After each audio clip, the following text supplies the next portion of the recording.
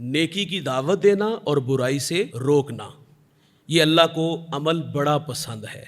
جب تک نیکی کی دعوت تھی تو عمل آسان تھا، اور جب سے دعوت کا سلسلہ کمزور ہوا تو ہم لوگ عمل میں بھی کمزور ہو گئے۔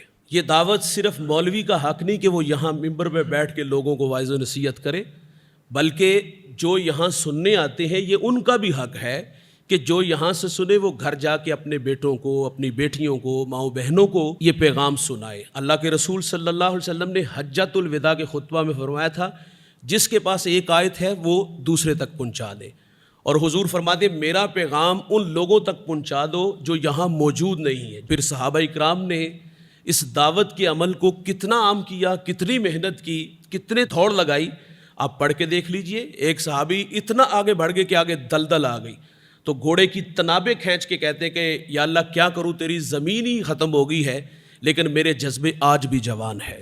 تو یہ دعوت سے دین پھیلا ہے، تو ہمیں دعوت کا ہی حکم دیا گیا ہے۔ فرمایا جب دعوت دینا اور دعوت کا کام کرنا لوگ چھوڑ دیں گے تو فرمایا اللہ ان کی دعاؤں کو قبول نہیں کرے گا۔ تو جب تک نصیحت کا عمل باقی تھا تو لوگوں کے لیے عمل کرنا بھی آسان تھا، جب سے ہم نے نصیحت کرنا چھوڑ دی تو لوگ عمل میں بھی کمزور ہو گئے۔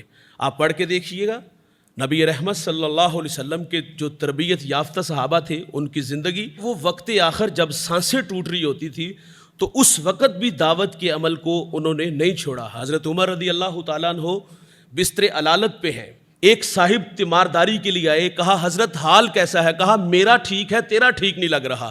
کہا کیا ہوا، مجھے سمجھا دیجئے گا۔ فرمایا اپنی شلوار کو ٹخنوں سے اوپر کر لو۔ تو وہ تو آخری وقت میں بھی نصیحت کا عمل نہیں چھوڑتے۔ بحیثیت باپ، یہ باپ کا حق ہے کہ بیٹے میں اگر کہیں کوئی کمی کجی دیکھے تو وہ اس کی اصلاح کرے۔ بیٹا نماز نہیں پڑھتا تو کیا باپ کا حق نہیں کہ بیٹے کو کہے کہ چلو بیٹا سجدہ کرنے؟ گالی دیتا ہے تو کیا والد اس کو سمجھا نہیں سکتا کہ یہ میرے نبی صلی اللہ علیہ وسلم نے اپنی امت کو تعلیم دی کہ کسی کو گالی نہ دینا؟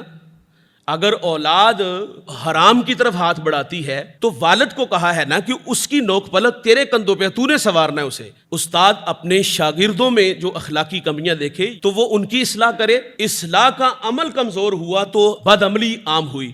تو جب لوگ نصیحت کرتے تھے، کیونکہ دین تو نصیحت سے پھیلا ہے، میں نے ایک جگہ پڑھا، ایک بزرگ فرماتے جس گھر میں نصیحت نہیں ہوتی اس گھر کے مردوں اور مردوں میں کوئی فرق نہیں ہوتا۔